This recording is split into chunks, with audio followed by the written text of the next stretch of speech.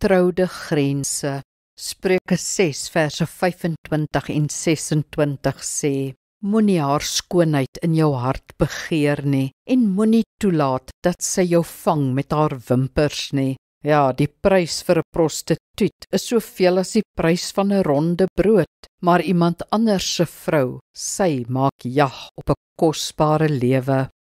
'n Buiteegtelike verhouding is 'n groot bedreiging vir 'n huwelik. Affairs is egter voorkombaar en as jy bloot al met gesonde grense leef, sal dit die risiko verminder.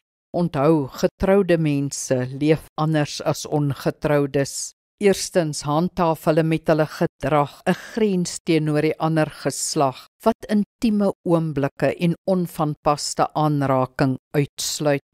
Hulle praat nie uit hulle huwelik uit nie, maar beskerm hulle maats. Hulle kuier nie asof hulle nog ongetroud is nie en dink mooi oor aktiwiteite wat hulle maats te veel uitsluit.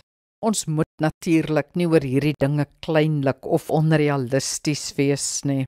En dan handhaaf hulle ook 'n grens in hulle gedagtes. Hulle fantaseer nie oor ander nie en wanneer hulle vir hulle maat kwaad is, koester hulle nie die gedagte dat 'n ander vir hulle beter sou wees nie.